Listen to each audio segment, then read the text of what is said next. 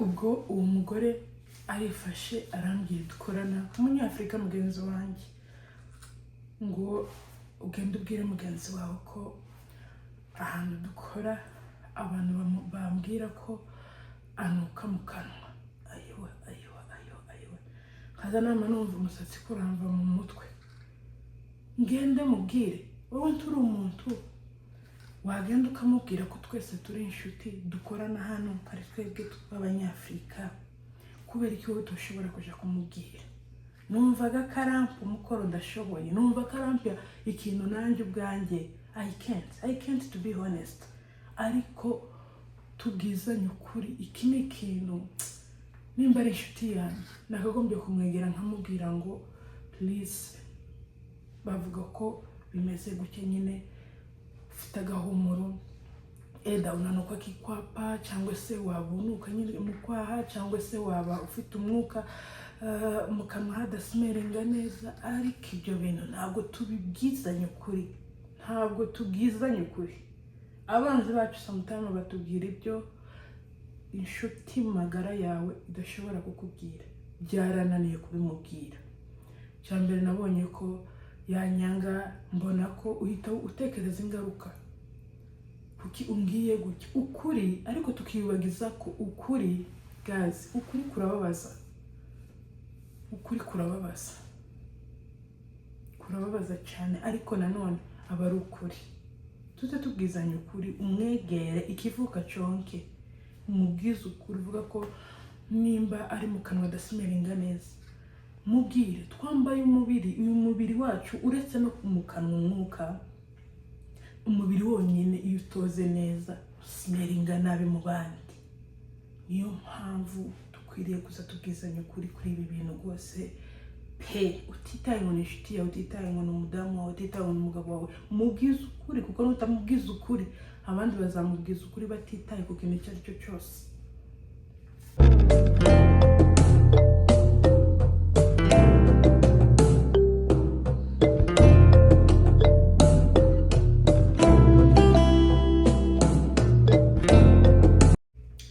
Hi guys, mumeze mute? Nizere ko mumeze neza muherereye mwese. Welcome to my YouTube channel again. I'm happy to see you, long time, ariko nagarutse n'umwanya sometimes imyanya mamuzi ukuntu biba bimeze, ariko tuba tutekereza most the time the content twongera tukagarukana by'umwihariko. Rero nagarutse, nimba uri mushasha hano uhawe ikaze, kora subscribe kugira ngo ama content y'ibiganiro, ama video atandukanye ujye uba mbere kuyabona. Click notification and share and also like and comment. Thank you so much for clicking. Nimba warakoze subscribe hano ni by'ingenzi, ndagushimiye cyane, numugisha kubana nawe. Rero uyu munsi mfite topic ivuga ku bintu aba inshuti zacu zitatubwiza ukuri, ibintu inshuti zitatubwiza ukuri, ahubwo basanga kuri ibyo bintu abanzi bacu akaba ari bwo batubwiza ukuri. Nukuri ni ikintu kibabaje, to be honest. Ni ikintu kibabaje aho usanga inshuti itakubwiza ukuri, uko uteye, uko umeze, ariko ugasanga mu gihe ushwanye n'umwanzi wawe agahita abomoka akakubwiza ukuri. Nkuko mubizi mwese, ukuri kurababaza pe, ukuri kurababaza, ariko nyine kuriya aba ari ukuri. Tuba tugomba kukwakira uko bimeze kose, no matter what. Impamvu natekereje kuri iyi topic, umwanya muto ngiye kubabwiza ukuri, kandi namwe murasanga ariko bimeze. Nigeze gukora ku kazi kamwe, and then umugenzi wanjye aranegera, twakora turi abanyafurika batarenze nka 5. Umwe aranegera arambwira ati nyamara inshuti yawe bajya bavuga ko aho ndi gukora, umva twakora muri company imwe, ariko nyine ugasanga nyine umwe akora kuri line imwe, undi akora ku yindi line. Noneho aravuga ngo inshuti yawe nta kuntu wamwegera ukamubwira, kubera ko aho nkora usanga bari kuvuga ngo ntabwo ngo bari kunuka neza, ngo iteka ryose iyo bari kuganira n'abandi ngo umwuka wiwe ngo uba uri kunuka nyine. Okay, nukuri umuntu kwifata akavuga ngo uri kunuka ni ikintu gisoundinga nabi cyane pe, nta n'uwabyifuza, uretse no kubyumva nta n'uwabyifuza kubibwirwa. Aravuga ngo mu kanwa, reka mbivuge neza, wenda abari gusmeringa nabi, mbese nyine bafite, iyo barimo kuvuga asohora umwuka murambabarira unuka mu kanwa, nyine umwuka nyine utameze neza. Ni ukuri yarabimbwiye, numva ndababaye cyane, numva ndababaye, ariko numva atari ijya mbere, kuko numva yari inshuti yanjye, kuko twahuriye aho ngaho kandi duhita tuba inshuti. Ndavuga ati mpita nibuka ko nanjye nyine iyo turi kuganira mba numva nyine ari akaodere runaka katamuva, akaodere katameze neza kamuva mu kanwa. Ariko ni ukuri kugira ngo umubwire ati inshuti yanjye mu kanwa, oya. Ahubwo umunsi umwe nibwo nagerageza nkajya mvuga ati iyo ndi kwiborosa njya nkoresha uyu muti, kuko mu kanwa iyo udasmeringa neza hari imiti yabigenewe wipuriza mu kanwa mu gitondo, ukayipuriza umaze kwiborosa, ukayipuriza mu mugoroba, even 2 times, twice a day, nabyo biba bihagije. Noneho ngiye nkajya mvuga ati iyo maze kwiborosa njya nkoresha uyu muti, ufasha amenyo gukomera, and also ugatwara, ugafasha nyine kuba utasohora umwuka mubi uri kuganira n'abandi. Muri urwo rwego nabivuzemo nyine nawe akajya anambwira ati nawe arayikeneye, yabona byaba ari byiza. Ariko nyine twari ku bindi nyine turi kwiganirira nitambukira, umuntu araza arabimbwira, rero ndababara, nababajwe nuko abantu bamwumva ariko ntibamubwize ukuri. Tena nanjye narabyumvise ariko sinshobora kumwegera. Ariko nukuri, this is time ngo tuse tubwizanye ukuri, aho kuvuga ngo umwanzi cyangwa se umuntu wahandi aza kubwiza ukuri. Urugero, turakorana, umuntu wese ibintu, twese twambaye umubiri, uyu mubiri utawitayeho wahanuka isi igashira. Utitaye ngo uri umugore, utitaye ngo uri umugabo, utitaye ngo uri iki, uyu mubiri completely ni ukuwitaho, kubera ko umubiri utegezwa koga neza kugira ngo utanuka nabi ubwaho. Mu kanwa ni ukwiborosa, nimba uzi neza barakubwiye neza ko, kuko nta muntu n'umwe ujya winukira pe, nta muntu wakwinukira n'ubwo unuka gute, nta muntu n'ubwo wagwara indwara yo kunuka ntushobora kwinukira ubwawe. Abandi nibo bumva uko guhumeka, uwo mwuka usohora ukuntu unuka, abandi nibo bawumva. Ariko ugasanga abantu batugaragiye, let's say umugabo wanjye yakubwiza ukuri kandi yumva uwo mwuka, cyaba ari ikibazo gikomeye.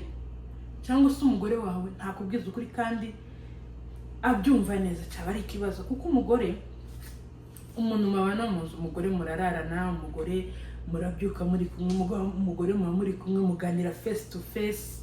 Ni ukuvuga ngo umugabo wawe yakubwiza ukuri, n'umugore wawe yakubwiza ukuri. Kuri ako kantu buri muntu wese yumve ko akwiriye kubwiza ukuri mugenzi we, kuko ise tubwizanye ukuri ku bintu byo mu buzima busanzwe. Umuntu ntakubwiza ukuri ngo uri gusmeringa nabi mu kanwa, uri akuka, umwuka rwose uri gusohora ntabwo umeze neza. Koresha uyu muti, umufashe kwiga gufashanya abantu tubana, uretse no kuvuga ngo ni umugabo n'umugore, inshuti yawe rwose pe. Byaba byiza ubwiza ukuri inshuti yawe, wumvishije ukuntu ahumeka, mufashe uwo mwuka mubi wumva nyine utari gusmeringa neza, utanuka neza hanze mu gihe ari kuvuga, mufashe. Waba utabizi ariko wasacinga kuri Google ukareba ikijyana umwuka mubi, umwuka uhumeka mubi, niki cyagufasha. Hari imiti yabigenewe, trust me guys. Kandi nimba nanavuze ngo hari imiti yabigenewe, ni ukuvuga ngo ngewe nkimara kumva nkimara kumva ukuntu uwo mugore yaje antitiriza ngo mwende bwire ngo inshuti yanjye ngo tuje tuganira dusangira muri lunch mu kazi, umwende mubwize ukuri umubwire ko baza bamuvuga ko anuka nabi mu kanwa. Ayowe numvishije nk'umusatsi umvuye ku mutwe. Numva ko namumubwira ati mbabarira mubyeyi sinshobora kumubwira, cyakoze nakwifata tukajyana turi babiri, ni ukuri pe, tukagenda tukaganira nawe asigaye tukamubwira, ariko arakomereka completely, tukomereka kubera ko turi abantu, ariko nyine babara, ariko ukuri kumenye, kubera ko iyo umenye ukuri umenya nuko nyine ubigenza, ushakisha ukuri bakubwiye uko wabikora next time, ukajya uhumeka umwuka utanuka nabi, ni ukuvuga ngo mu kanwa ntabwo ariho hanuka gusa, ariko cyaba ari ikibazo, nicyo kibazo gikomeye iyo uri kuvuga mu bandi. Tekereza umugore mwiza, beautiful woman, kandi ni mwiza pe, si umwe, abantu bose, hafi ya bose niko abantu bameze. Ni ukuvuga hari umuntu uzi uvuga completely ukaza wumva mu nda kuruzura, ni ukuri. Uretse n'uburyo abantu benshi twagiye duhura nabo, waganira nawe gutyo ukaza wumva wakwiruka, ukaza wumva inzoka mu nda kiragira ngo dururu kubera umwuka ari gusohora. Mana we, ni ikibazo gikomeye. Ngo umugabo umwe yigeze gutongana n'umugabo mugenzi we, baramubwira ati niyo mpamvu kijya kinuka mu kanwa, aramutuka aramusomera ngo umugabo nguze unuka mu kanwa. Ayo agera mu rugo ngo abwira umugore wiwe atari corona, kubera ko utambwije ukuri, tikagira inkuru. Hakubwiza ukuri gute mutware mwiza, ngo kubera ko utambwiye ko nzanuka mu kanwa, kugeza aho abanze baje kumbwira ngo nzanuka mu kanwa. Kurumva ako kantu ni isomo rikomeye. Ahubwo umugore arambwiye ati mbabarira mugabo mwiza, ahubwo ndarenze yuko abagabo bose ariko baza bahumeka mu kanwa kabo, bose baza banuka muri make. Yemwe ni ukuri ijambo kunuka mu kinyamurenge, mu kinyarwanda ntabwo risoundinga neza pe, ariko icyo nashatse kubivugira ni uko bihari kandi bihaba. Abantu nuko tuzahora, abantu niko bameze, ariko haba umuntu neza muza muvugana, yemwe ukaza mumva kurahaga ushonje, uzi ikintu kinuka uzamuhaga umwuka mu nda, ukaza mumva uyanunaja tumwina yala kiolera inda kiruzura pole. Mama we, ukaza ushakisha uca gutya ugacaho, utongera guhura na wa mwuka. Ni ukuri ni ibintu bibabaje, ni ibintu sometimes biteye isoni completely. Nimba ufite inshuti mufashe, mubwize ukuri, umve ikiba kibi mubwize kuvuga ati inshuti yanjye ndagukunda, niyo mpamvu ngiye kukubwira kino kintu. Biragatsindwa umuntu kuba ari inshuti yawe magara, ariko akaba afite ibyo bibazo ntumufashe. Ashaka kuba yibrosa ariko umwuka ari wa wundi, ariko akaba akoresha umuti umwe akaba asohora wa mwuka, ariko wagerageza nimba ubizi neza ko ufite iyo nshuti, cyangwa se ubizi neza warabibwiwe n'umuntu umwe babiri. Kuko ikintu wabwiwe n'umuntu umwe ukakibwirwa n'umuntu wa kabiri, yewe n'uwa gatatu, inshuti yanjye menya wenda ko ari kumeze. Shaka umuti, ushake n'umuti wa nyuma wagufasha uwo mwuka rwose. Kuba uri kuganira n'abandi, uri umugore mwiza, uri umugabo, uri gentleman, cyangwa uri umukobwa mwiza, ukisiga ukambara ukoga masheri, ariko wagera mu bandi bakaza bashyiraho mask, batagwaye gripe nta corona. Ni ikibazo ariko si indwara, kandi biba ku bantu benshi abantu benshi cyane. Ariko umuntu wabwiwe ukuri, umuntu wabwije ukuri inshuti yiwe, cyangwa akabwiza ukuri mugenzi we, cyangwa umugabo cyangwa se umugore wabwije ukuri icyo kintu, abantu babivuga ni bake ku ijana cyane rwose pe, ni nka 20. Ni bake yabwiza ukuri abapatina babo kuri ibyo bintu, kubera ko baba batinya ko babakomeretsa. Ni ukuri pe, nkuko nanjye natinye ngitangira topic, ndavuga ati I have to share this. nanjye naratinye birangora, n'ubu sinigeze mubwira nuko sinzanamubwira, kandi si umutima mubi nabuze aho mbihera, kuko naramubwiyaga umuntu waje kumbwira ndamubwira ati turi kumwe kandi twese tuva hamwe, reka tuzamwegere mama we tumubwire. Ariko mukivi nawe yabimbwiye yashatsega niko kunyura kuko ise ngewe ampenda. Ntubuze umuntu kunafata icyo kintu, ni ikintu kigoye, ni ikintu giteye isoni sometimes, ariko ukuri kurababaza. Ukuri kurababaza, ariko nyine nanone aba ari ukuri. Twagiye ku bintu bitera isoni kubwira inshuti yawe n'umupatina wawe, ariko ugasanga abantu bo hanze ba rubanda nibo bifashe, ukumva bari kukuvuga, ukumva se abandi bari kubivuga, ukabyumva mu mahushuka tu. Mu mahushuka gusa, ukumva nawe ukumirwa, ukaza uburiye ureba, ariko nta muntu wigeze uza face to face ngo akubwize ukuri. Ni ikibazo gikomeye, kandi abantu niko baba bameze. Tuba turi gutinya nyine kubwiza ukuri abapatina bacu, inshuti zacu, gutyo nyine, bityo tutanabababaza, tutabakomeretsa, ariko niko biba bimeze. Waba akenshi hari ukuntu umuntu ukoga neza umubiri wawe rwose pe, ukoga ibihimba byose, ariko wagera mu bandi wanashyizeho niyo perfume bikanga. Ni ukuvuga ngo ikintu cyonyine cyagufasha kugira ngo tugire agahumuro mu kwaha, kubitaho doradora. Hari za doradora z'amasaha 72, izo zirafasha cyane. Ni ukuvuga ngo urumva ni nk'amasaha, ni nk'iminsi ibaze amasaha 72, wava ku kazi ukavayo, ukaza ugataha ukoga, ukanayoga, ukabona kuvaho. Ifashishe iyo doradora ya 72 hours, zirafasha cyane mu kwaha.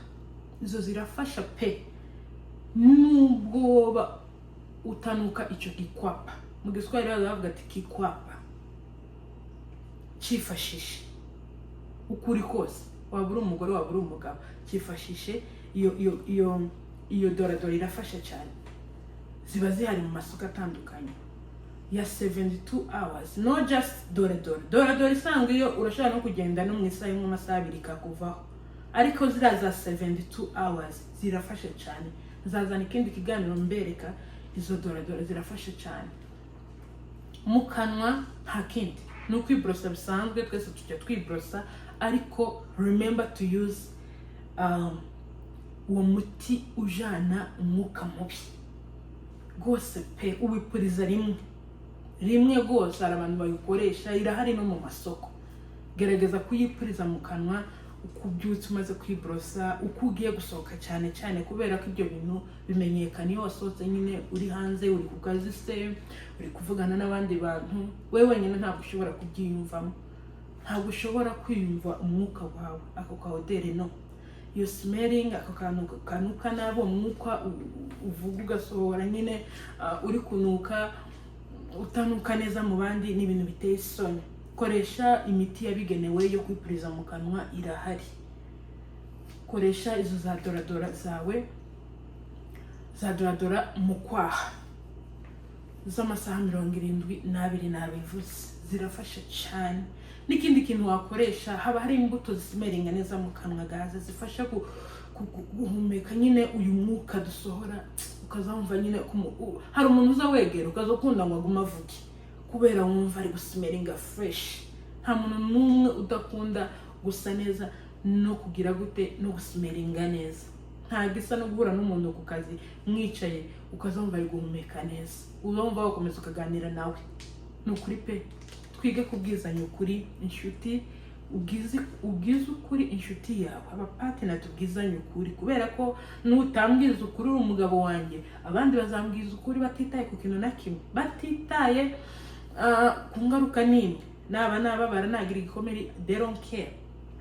Nimba uri umugore utabwiza ukuri umugabo wawe, abandi azaseba hanze. Mwambisha ukweli, kuko niwe wenyine ukwiriye kubwiza ukuri umugabo wawe, kandi umugabo wawe niwe wenyine ukwiriye kukubwiza ukuri. twige kubwizanya ukuri kuri ibyo bintu rwose. Mve ni iby'ingenzi cyane muri ubu buzima, ni iby'ingenzi. Fasha umugabo wawe, hanyuma umugabo nawe afashe umugore kuri ibyo bintu. Inshuti, please, nimba ufite inshuti mubwiza ukuri, mubwira ati you can use this, you can use this, wakoresha iki cyagufasha mu kwaha ntihanuke nyine, no mu bandi bantu nyine umva uri ufite agahumuro keza. Uwo mwuka mufashe nawe ubwe, mubwiza ukuri, amenye ukuri. Cyambere iyo amenye ukuri nuko ibindi urabyifasha. Ushaka uwo muti ukipuriza mu kanwa, buri kusohotse ugiye guhura n'abandi bantu, birafasha cyane kuruta uko abanzi bacu gushwana n'umuntu akagusomera akakubwiza ukuri sasa n'ukuri utari wiyiziho. Ni igikomere kandi birababaza. Nk'uwo mugabo nyine, umugabo mugenzi we nyine bashwanye, amubwiza ukuri, yarababaye cyane. Yumvishije ko umugore wiwe ari ibintu yamuhishe kandi biri very important. Kumbure nawe ntabyo yari azi, yari yumva ko wenda maybe abagabo niko baba bameze nk'uko yamusubije.